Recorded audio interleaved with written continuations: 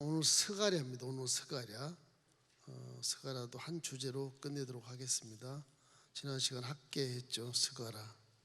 스가랴 1장 1절로 6절 말씀 우리 한번 합독하십시오. 다리오 왕 제2년에 8째 달에 야훼의 말씀이 이또의 손자 베레가의 아들 선지자 스가랴에게 임하니라. 이르시되 야훼가 너희의 조상들에게 심히 진노하였느니라. 그러므로 너는 그들에게 말하기를 망군의 야훼께서 이처럼 이르시되 너희는 내게로 돌아오라. 망군의 야훼의 말이니라. 그리하면 내가 너희에게로 돌아가리라. 망군의 야훼의 말이니라. 너희 조상들을 본받지 말라. 옛적 선지자들이 그들에게 외쳐 이르되 망군의 야훼께서 이같이 말씀하시기를 너희가 악한 길을 악한 행위를 떠나서 돌아오라 하셨다 하나 그들이 듣지 아니하고 내게 귀를 기울이지 아니하였느니라. 야훼의 말이니라. 너희 조상들이 어디 있느냐? 또 선지자들이 영원히 살겠느냐? 내가 나의 종 선지자들에게 명령한 내 말과 내 법도들이 어찌 너희 조상들에게 임하지 아니하였느냐? 그러므로 그들이 돌이켜 이르기를 망군의 야훼께서 우리 갈대로 우리 행위대로 우리에게 행하시려고 뜻하신 것을 우리에게 행하셨도다 하였느니라. 아멘. 자, 그림 한 장 그리고 말씀을 받겠습니다.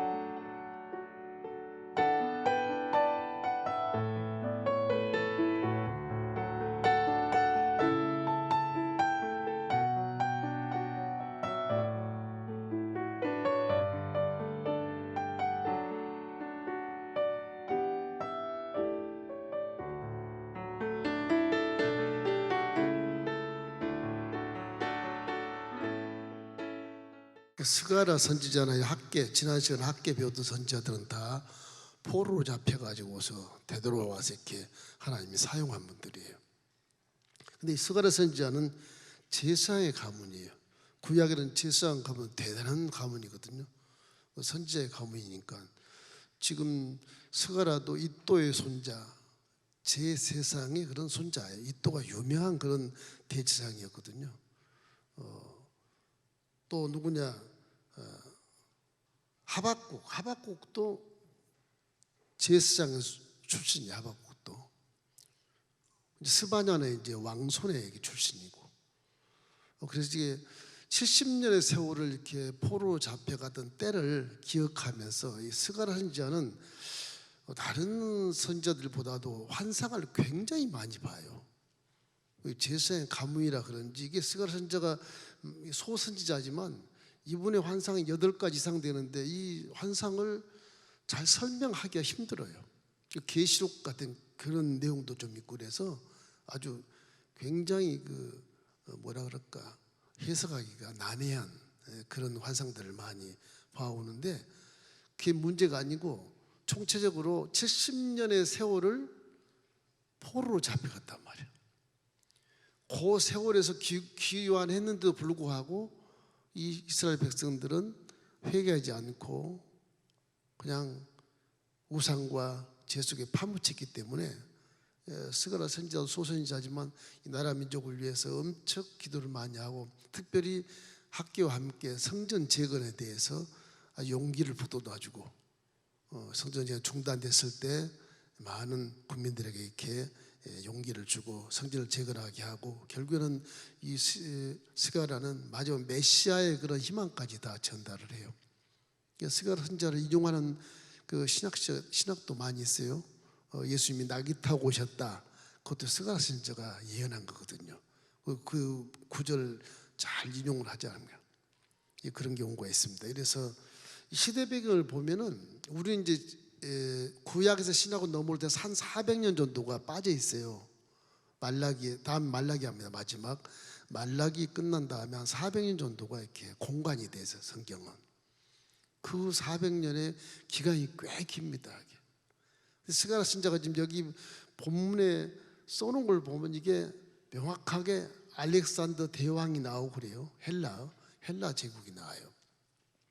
이 바벨론 제국이 이제 페르시아로 점령돼 가지고 이제 페르시아 제국이요.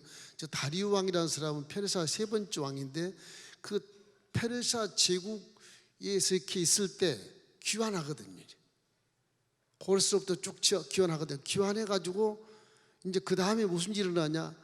헬라가 이 지금의 그리스 이 지중해 연안에 있는 헬라가 일어나 가지고서 이 지중해 연안 전체를 다 정복을 해요. 그 페르시아가 죽어요. 알렉산더 대왕이 엄청 큰 장수로 나와요.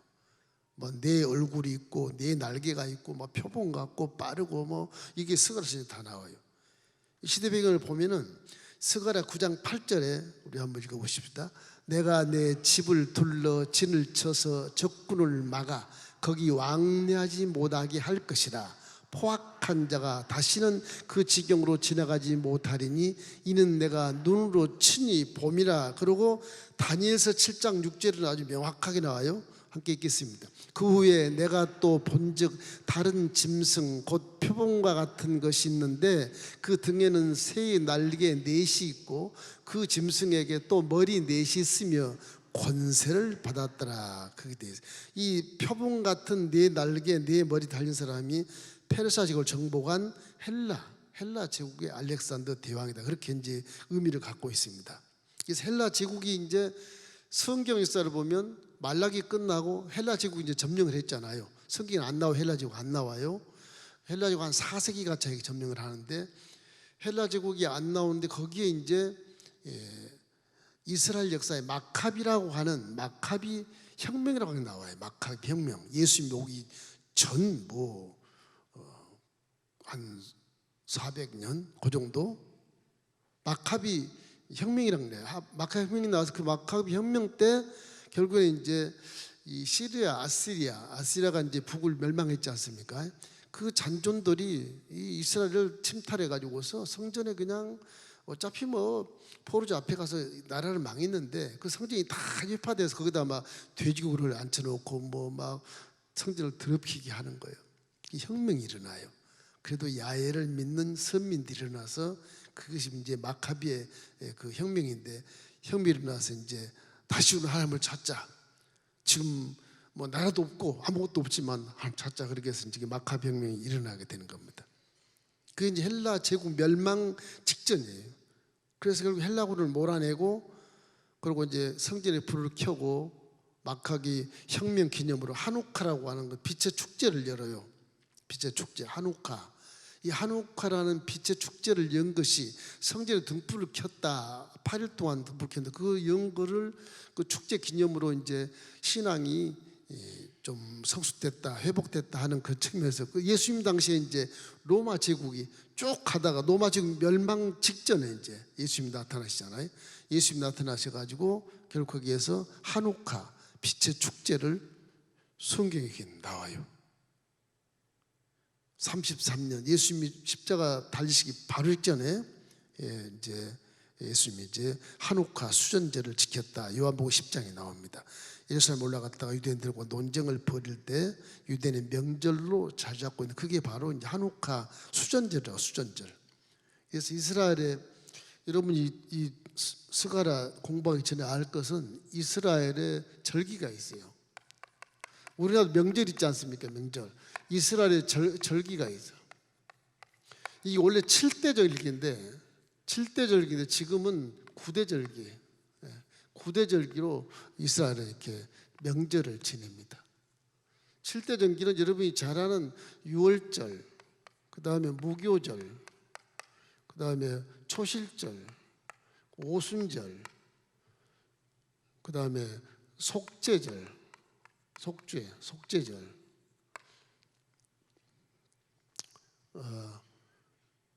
그 다음에 이제 7개가 있는데 나팔절, 장막절. 그래서 7개가 있지 않습니까? 7개 다 플러스해서 2개가 있는데 이 2개는 뭐냐?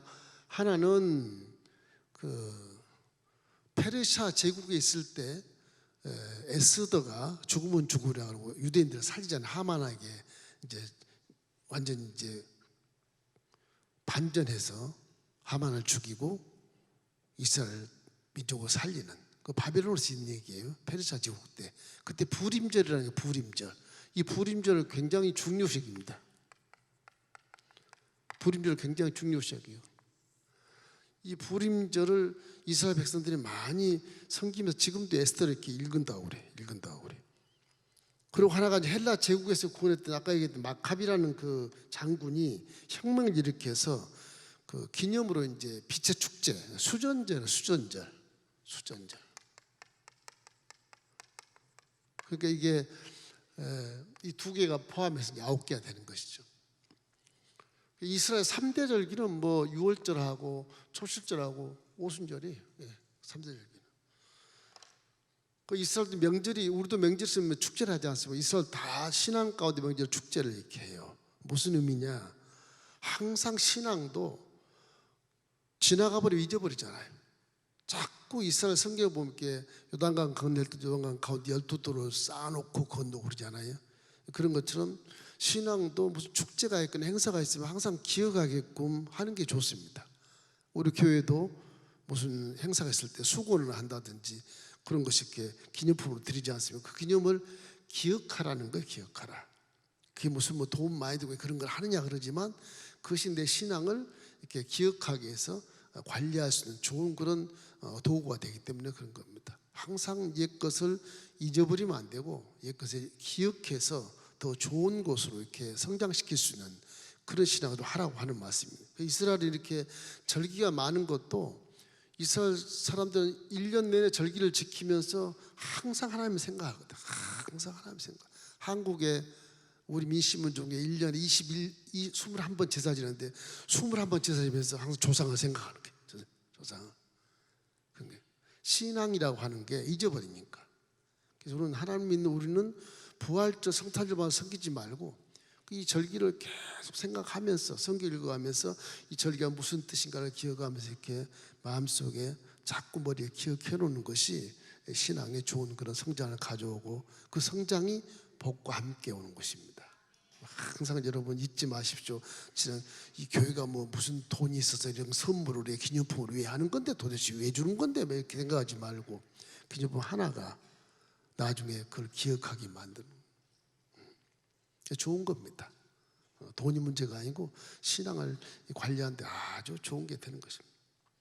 이 스가랴의 특징을 보면 이 스가랴는 특별히 중요한 게 예수님이 은 38년까지 기록이 되어 있어요. 앞으로의 그런 메시아에 대한 등단에 대한 기록과 함께 말세의 사건들을 다루는데 이 환상들이 한 8가지 되는데 이게 계시록이 나오는 막 그런 식으로 무시무시한 그런 환상이 많이 나와요. 그래서 해석하기 어렵다 난해한 구절이라 이렇게 말하고 있는데 하나님 끝까지 스가랴는 선민을 사랑한다. 하나님 택한 자를 사랑한다. 이런 것을 결론이 납니다. 여러분들이 하나님이 어찌하든지 여러분 선택했으니까 하나님 책임져 준 것을 믿기를 주의 이름으로 축원함. 나는 되도록해서 회개만 하면 신앙은 성장되고 복을 받게 되고 회개만 하면 하나님 성이 내 안에 계시기 때문에 우리는 이중삼중으로 딱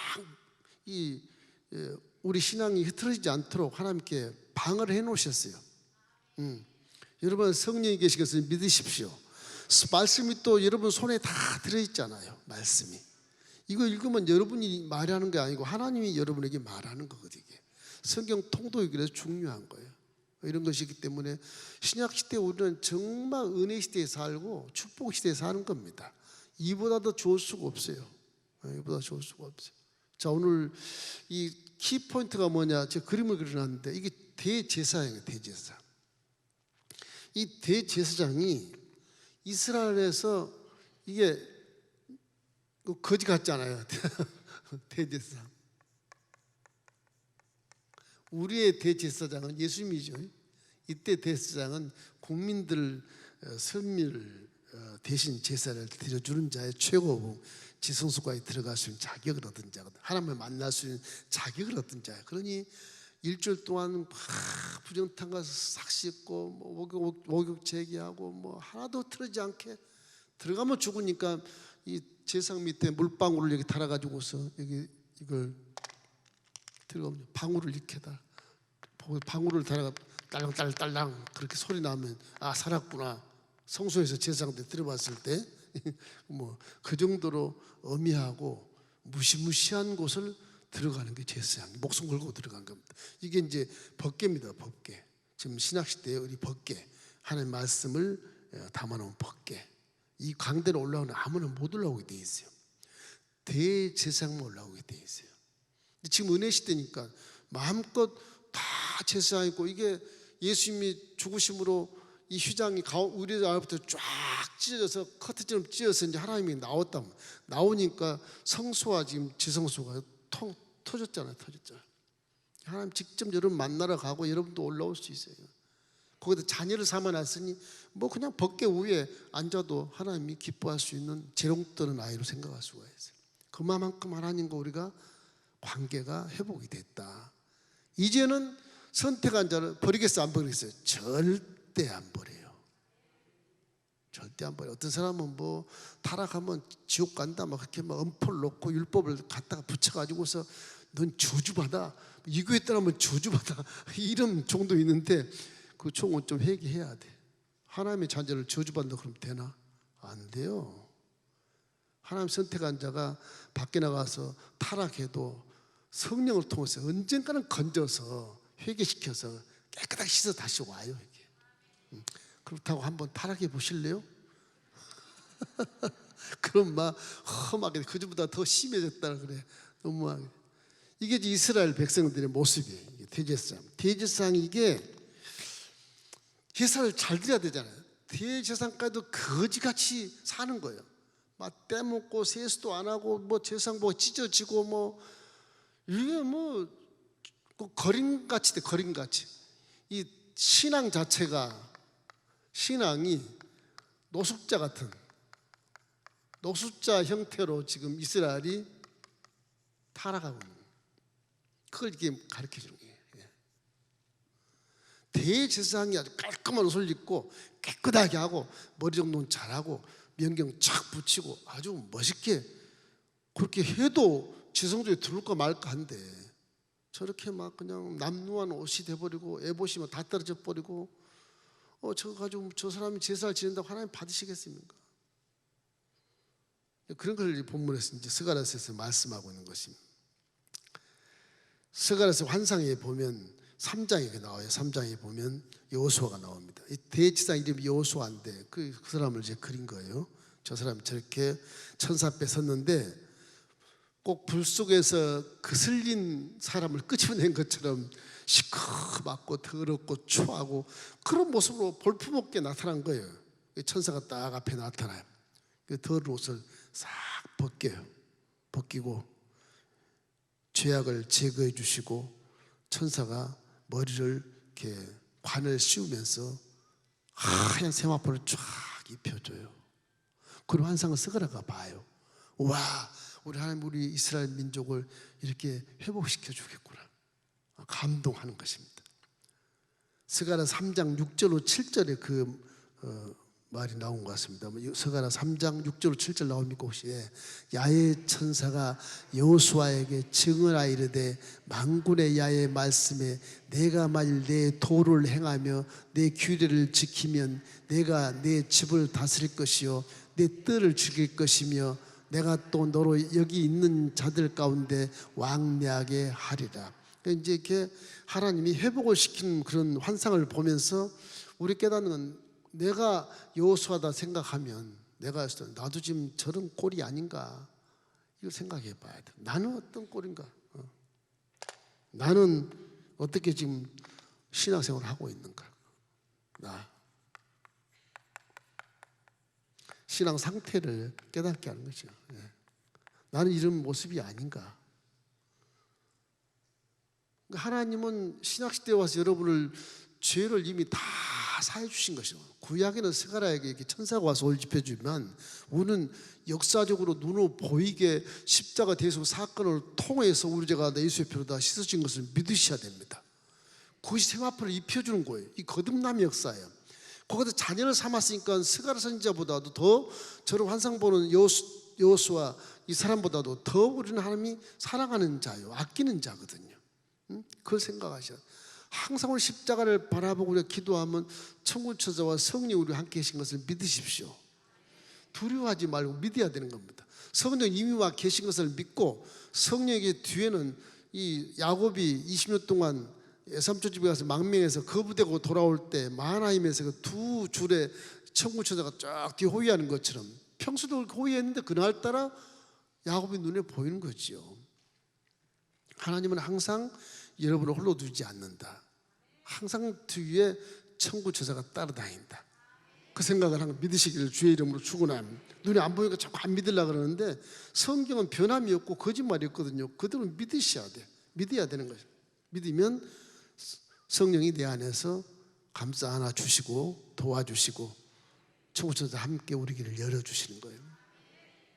그런 경우가 우리 이제 4차원 세계 활동이기 때문에, 내가 비록 더럽지만 예수님으로 인해서 아름다워지고 깨끗해졌으니까 결국 내 머리에 멸루관을 씌워주었다. 이놈은 내 왕자야, 내 공주야, 이미 씌워놓은 거거든요. 마귀가 다 알아요. 그거를 다 알아요.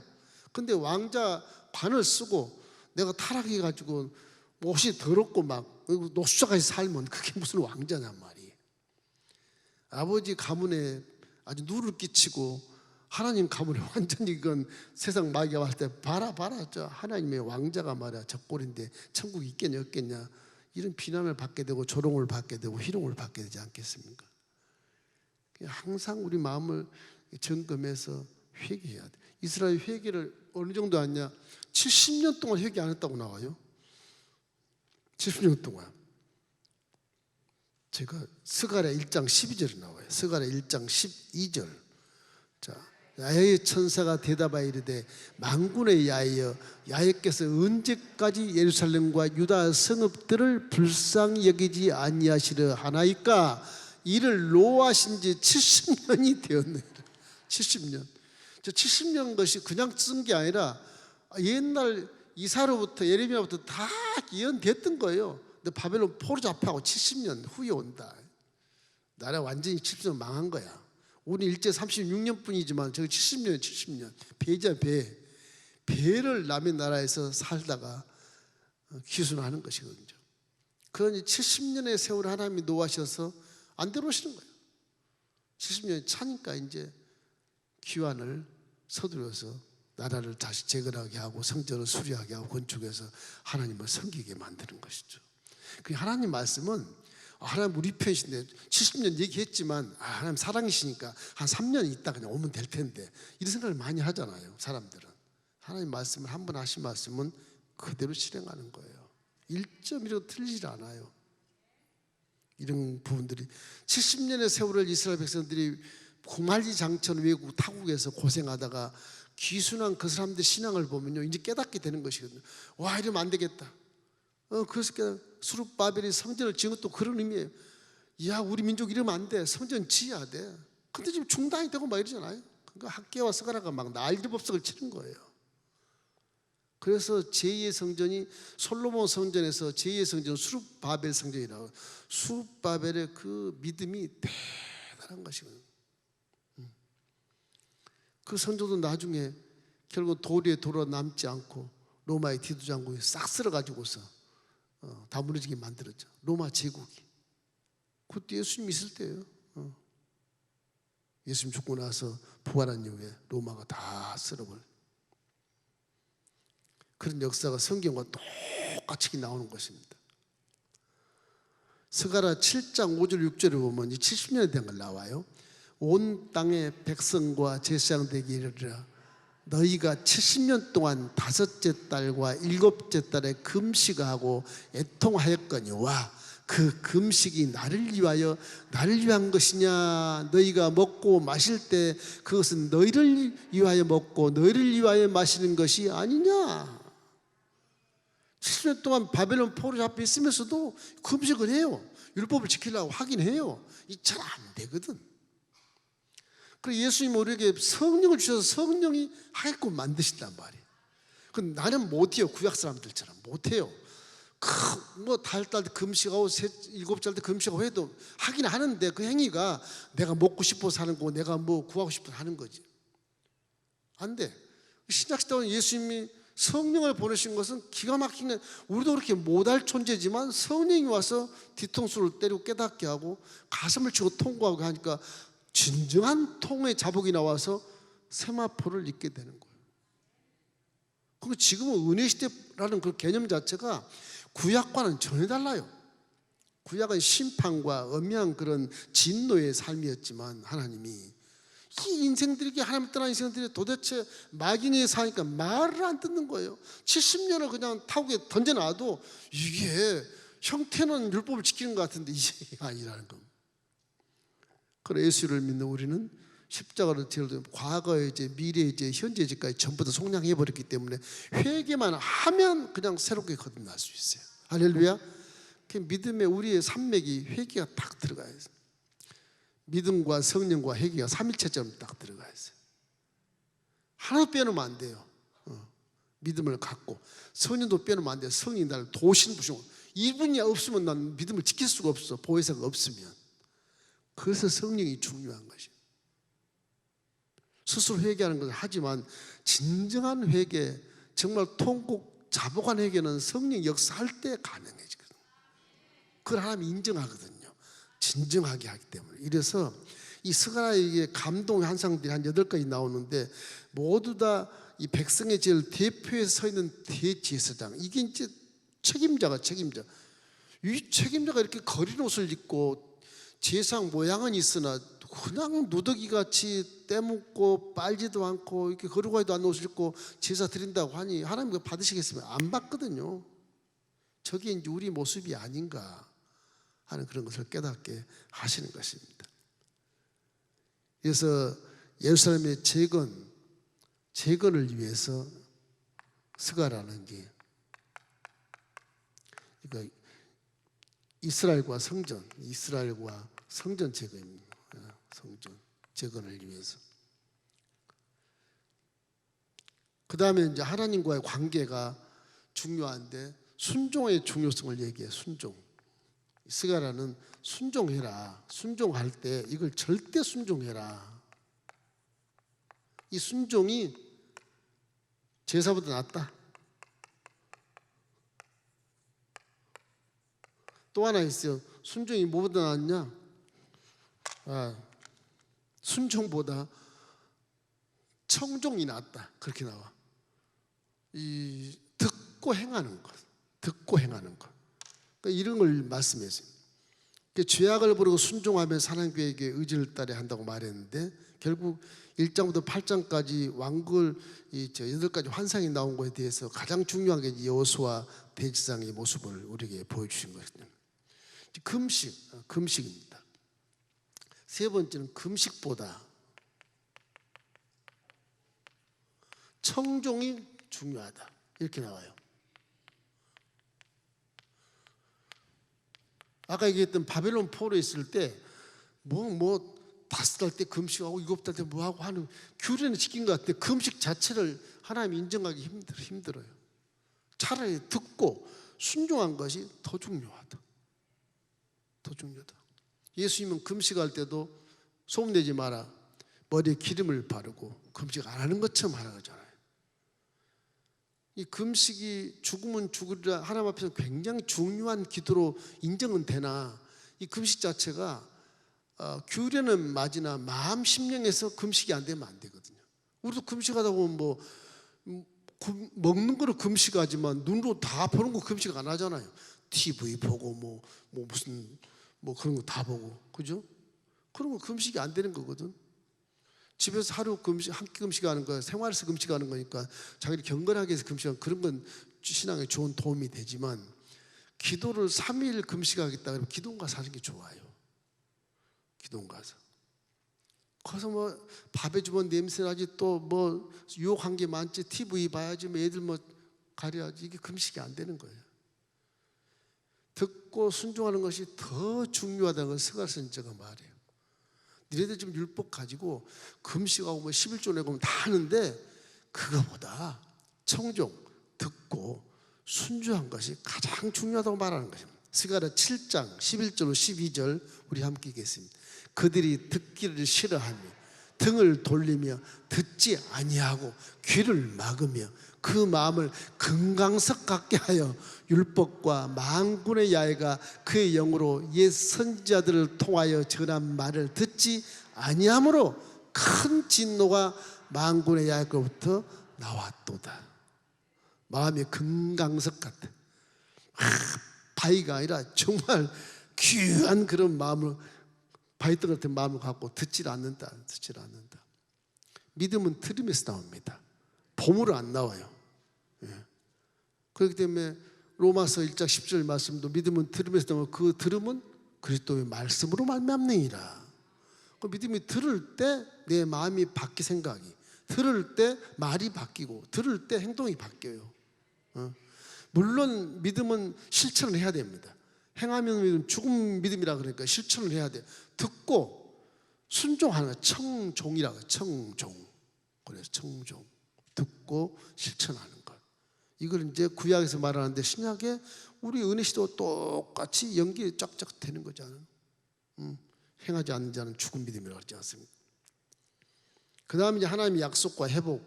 그래서 미래에 대한 미래의 메시아를 말합니다. 메시아 도래에 대한 것을, 이것이 이제 희망이 되는 거예요. 이스라엘의 희망, 메시아가 온다. 하나님이 내려오신다. 이것이 되는 거예요. 스가랴 8장 11절 13절 함께 읽겠습니다. 만군의 야훼의 말이니라. 이제는 내가 이 남은 백성을 대하기를 옛날과 같이 아니할 것인즉 곧 평강의 씨앗을 얻을 것이라. 포도나무가 열매를 맺으며 땅이 산물을 내며 하늘은 이슬을 내리리니 내가 이 남은 백성으로 이 모든 것을 누리게 하리라. 유다 족속아, 이스라엘 족속아, 너희가 이방인 가운데서 저주가 되었으나 이제는 내가 너희를 구원하여 너희가 복이 되게 하리니 두려워하지 말라. 손을 견고히 할지니라. 하나님은 끝까지 사랑하는 모습을 보여주시는 거죠. 죄를 지어도 불구하고, 못났음에도 불구하고, 가진 것에도 불구하고 내가 너를 한 번 선택했으니 널 책임을 진다는 것이거든요. 그래서 버리면 될 거를 70년 동안 포로 가서 회개하게 만들고 그 다음에 끌다가 앉혀놓는 거예요. 그래서 4차원 세계는 하루가 천년이고 천년이 하루 같단 말이 나오는 거예요. 4차원 세계의 시간 개념이 달라요. 물질 세계가 24시간 그냥 우리 만든 거지만, 아침 저녁 그 만든 거지만 4차원 세계는 그렇지 않아요. 하나님은 그러므로 우리 시대에 우리를 구원하지 않는다 할지라도 한 번 구원한 자의 그 후손은 나중에 반드시 또 구원이 된다. 믿으시길 주의 이름으로 축원합니다. 너희가 내 손에서 빼앗을 자가 없다. 마귀에 절대 안 뺏긴다고 하는 것이죠. 그것이 신약이라 구약에 다 나와 계시. 자, 9장부터 14장은 메시아를 통한 구원과 통치에 대한 이 말씀을 이제 메시아 도래에 대한 말을 성경에서 하고 있습니다. 스가랴 9장 9절로 10절 우리 함께 읽겠습니다. 시온을 따라 크게 기뻐할지어다. 예루살렘에 따라 즐거이 부를지어다. 보라, 내 왕이 내게 임하시나니 그는 공의로우시며 구원을 베푸시며 겸손하여서 나귀를 타시나니 나귀의 작은 것 곧 나귀 새끼니라. 내가 에브라임의 병거와 예루살렘의 말을 끊겠고 전쟁하는 활도 끊으리니 그가 이방 사람들에게 희망을 전할 것이요 그의 통치는 바다에서 바다까지 이르고 유브라데 강에서 땅 끝까지 이르리라. 그렇지, 저거는 이제 유브라데 땅 끝까지란 말은 전체 세계를 통일하는 그런 것을 말씀하고 있는 것입니다. 이래서 이 수호선지자 중에서 예언이 가장 많은 곳인데, 이 신약에서 그래서 스가랴 선지자를 저 말씀에서 9장 9절 말씀에서 나귀 새끼를 탄다. 예수님 나귀 새끼를 타고 입성을 하지 않습니까? 그 말 그때도 인용한 사복음서 인용하고 있잖아요. 그런 것처럼 스가랴서 이 제사장의 가문에 있는 선지자 가문이죠. 제사장 가문에 있는 스가랴를 통해서 하나님이 하신 말씀을 아주 중요한 것을 많이 하고 있다. 스가랴 13장 1절 우리 함께 읽겠습니다. 그날에는 죄와 더러움을 씻는 셈이 다윗의 족속과 예루살렘 주민을 위하여 열리리라. 더러운 죄를 씻는 셈이 뭐냐? 예수 그리스도거든. 예수 그리스도. 구약 예언이 이사야부터 쭉 나와, 창세부터 나왔지만 실질적인 예언은 이사야부터 나와요. 700년 전부터 쭉 나. 지금 뭐 한 얼마 안 돼서 결국 이 스가랴 선지자에서 우리 죄를 씻는 그런 셈이 나온다고 말하는 것은 바로 예수 그리스도를 말씀해 주고 있는 것입니다. 겸손히 나귀를 타고 입성하신 예수의 모습과 재림에서 바다에서 바다까지 유브라데까지 끝까지 통치하는 모습을 보여주고 있습니다. 이 보면 초림과 재림의 산봉우리가 이렇게 있으면 초림과 재림의 산봉우리 밑에 그러면 골짜기가 생기잖아요. 이게 초림이다. 재림이다. 이 안에가 이게 이제 은혜 시대가 되는 거예요. 은혜 시대가. 은혜 시대가. 유혹도 엄청 많습니다. 여기는 유혹과 미혹이 막 난무하죠. 우리가 이 시대에 사는 거예요. 이 시대. 안 좋아할 수도 있고 어떻게 뭐 기도를 많이 할 수도 있고 두 가지인데 결국은 이 깊은 골짜기, 이 은혜 시대에 이제 우리가 메시아 왕국을 기대하며 살수. 우리의 신앙의 목적은 천국이거든요. 천국이니까 재림의 시대를 반드시 기도해야 돼. 우리가 재림을 못 만나고 바로 천국에 가는 때도 많겠지만은 언제 올지 모르니까 그 시와 때는 아버지만 아시니까 예수님도 몰라요. 아버지가 알아서 오시는 거예요. 예수는 항상 이 미래에 대한 두려움, 미래에 대한 불안 이런 것들을 많이 갖고 있는데 분명히 예수님은 재림하신다. 기도를 많이 하는 아침에 이렇게 새벽에 기도하면 창문을 열어놓고 혹시 오늘 오실래나 그런 경우가 꽤 많아요. 너무 힘들어서 그런 경우도 생기고요. 너무 은혜스러워서 그런 경우도 생기고 그래요. 대부분 힘들어서 좀 오셨으면 좋겠다 이 생각을 많이 하게 되는 거죠. 우리 생각이지만 하나님은 때가 따로 있으니까 하나님 때 오셔야 되겠죠. 이래서 이 스가랴 선지자 4장에서는 이 스가랴가 또 환상을 쫙 봐요. 등대가 이게 7개 이렇게 불이 켜져. 등대가 이스라엘 선지자라면 이런 거 팔아요. 그래서 불이 이렇게 켜 있죠. 등대가 이거 맞나? 7개. 이 등대를 팔아 이스라엘 가면, 근데 여기에 7개 그릇이 딱이 그릇이 다 그릇이 이렇게 있어요. 7개 그릇이 이렇게 감람나무가 붙어가지고 이렇게 여기 불이 타게 만드는 감람류로. 그럼 여기는 또 관이 계셔요. 관이 이렇게. 이런 환상을 봐요. 스가랴가.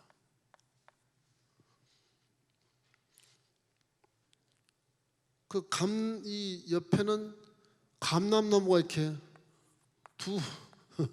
두 감람나무가 사는 거예요. 양옆에. 이 감람나무가 뭘까? 이게 이제 이 감람나무. 이단들이 많이 사용하죠. 감람나무. 난 감람나무다. 그래. 성경을 많이 아는 것처럼 이렇게 많이 사용을 하는데 감람나무 이거는요. 그 두 분의 선지자를 얘기하는 거예요. 기름 부은 자, 메시아라고 그래요. 기름 부음 받은 자. 이걸 얘기하는 거예요. 그걸 이 스가랴 환상을 보는데 이게 계시록에 쫙 또 나와요.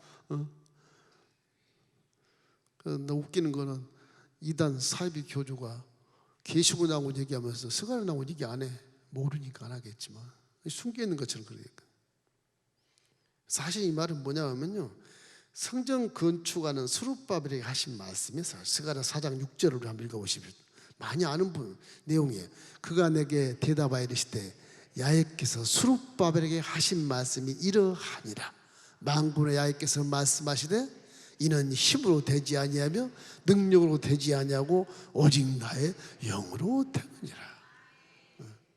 스룹바벨이 성전을 이제 재건하니까 등대가 있어야 되고 떡상이 있어야 되고 법궤가 있어야 그러잖아요. 그걸 말씀. 성전 재건이 살 길이라는 거예요. 성전 재건이 살 길이라. 이 스룹바벨이 하는 말에 무슨 두 감람나무 교주한테 하는 말이 전혀 아니에요. 그래서 이 말씀이 우리에게 이루어지기를 기도하라. 그 성전 건축에 대한 개념은요, 이런 개념이에요. 하나님의 신으로 되는 것이지 내 힘으로나 능으로 되지 않는 거예요. 우리 성전 건축 해봤잖아요. 내 힘으로 됩니까? 그게 여러분 힘으로도 안 돼요. 우리가 막 기도하고 하나로 딱 되고 쇳소리 망치 소리 사운 소리 안 나니까 그냥 지어지는 거예요. 그냥. 여러분 다 제 마음이 순부 엘린교회 아들 딸들 마음이 솔로몬처럼 마음이 전쟁도 하기 싫고 착하고 선하게 딱 돼가지고서 하나가 되니까 그게 하나님 내 마음이니라.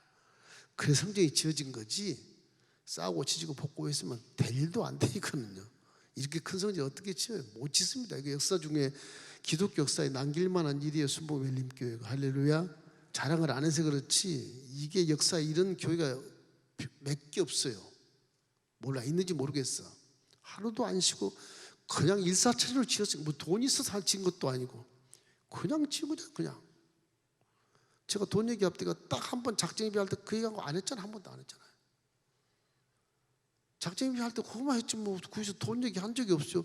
뭐 건축 작정거 빨리 내십시오 그런 적도 내가 없었고 말을 내가 안 했어. 아예 안 했어요. 하나님이 하시는 거예요. 제 입장은 여러분과 제가 최선을 다해서 건축 작정금을 드렸습니다. 다 전신의 마음을 다 드렸습니다. 그러니 봉헌 예배 드리게 해주십시오. 봉헌 빚인데 봉헌 예배 드리게 해달라고 내가 그렇게 말을 하니까 우리 원로 목사님이 빚 다 갚았냐? 빚이요 이제 하나님이 갚을 때요. 우리가 갚는 게 아닌데요. 그 무슨 소리냐? 다 했습니다. 우리는 다. 그 317억 공사를 야, 니네들 거둔 거 뭐 80억도 안 되는 거 가지고 그거 다 했다면 어떡하냐? 제 믿음은 그래. 성경의 목사님 빚 다 갚고 봉헌 예배를 드려 그런 말이 어디 있습니까? 지금 이게. 응? 우리 마음을 다 드렸으면 하나님 받으시고 지어주시는 거예요. 우리는 기적이라고 그러지만 하나님은 기적도 아니에요. 그건 당연히 그렇게 되는 것이거든요. 그거 뭐 거의 다 갚았잖아요. 이제 누가 와도 이 교회 와도 이 점만 좀 갖고 쭉 가면 돼. 교회는 빚이 좀 있어야 돼. 그래야 기도를 해요. 교회가 물질이 많고 해보십시오. 벌레만 끓습니다. 아무리 착한 종이 와도 벌레만 끓어요. 교회 오면 전부 다 헌금을 구제하고 선교로 다 나가야 돼. 이 저축에는 문제가 돼요. 틀림없이 그래요. 사람이 마귀가 가만둡니까? 견물생심에 욕심을 내게 만들고 속이게 만들고 그러죠. 그렇게 되는 것이에요. 사람은 편한 것을 이주로 삼기 때문에 결국 죄를 짓게 되는 거예요. 괜히 교회에 부흥했다고 돈 쌓아봐야 죄만 지어요. 그건 지옥 가게 만들어 자꾸 뭐 지옥은 안 가겠지만 징계받게 만든다니까요. 그러니까 기도할 수 있도록 항상 부족하고 항상 열심히 해서 이웃을 돕고 사랑하는 그런 모습을 보일 때 로마 제국의 초대교회가 와 보통 사람보다 한 10배쯤 뻥튀기해서 사랑하는 걸 보고 놀래가지고서 로마의 백부장들이 나도 예수 믿겠다 그러고 쫓아오잖아. 그렇잖아. 나도 하나님 믿겠다 그러고 쫓아오잖아요. 그런 교회가 돼요. 그래야 이 빛이 되고 소금이 되는 것입니다. 이 스가랴 선지자는 참 훌륭한 사람 같아요. 물론 제사의 가문에 나서 이렇게 선지자로 하나님이 사용하시지만은 이분은 다른 소선지자들보다 이 조그만 몇 장 사이에서 이게 환상을 8개를 보니까 대단한 분입니다. 대단한 분. 계시록이나 환상까지 다 같이 본다니까 이 사람. 그래서 70년 동안 이스라엘 생각하면 야, 니들 70년 동안 그렇게 회개하라 그러고 나라도 뺏겼어 이제 회개해서 기순해야 될 것이 아니냐, 기원해야 될 것이 아니냐 그렇게 하면서 됐는데도 몇 사람 빼고는 다 신앙이 그래서 대제사장이 이 모양 이 꼴이니까 이게 결국 70년까지 가는 거예요.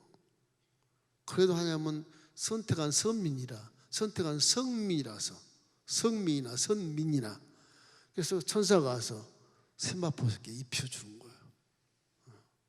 그게 이제 이스라엘 회복을 말씀해 주시고, 이스라엘 선지자는 예수님에 대한 그런 예언을 많이 했기 때문에 굉장히 친근한 구약의 선지자입니다. 우리하고 상당히 가까운 선지자예요.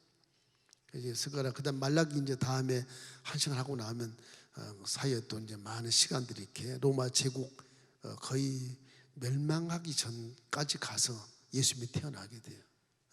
그래서 예수님이 오실 때 이제 사복음서가 시작이 되는 것이죠. 그 성경이 이렇게 줄거리가 그렇게 되가는 겁니다. 여러분이 많이 공부하셔서 여러 가지 성경 읽을 때 오해하지 말고 또 내가 축복받은 것만 찾아서 읽지 말고 역사도 잘 이렇게 인지하면서 나아가면 아마 여러분 신앙생활에 큰 도움이 되고 급성장해서 여러분이 그 단계 수준에 있는 복을 많이 받을 줄로 믿습니다.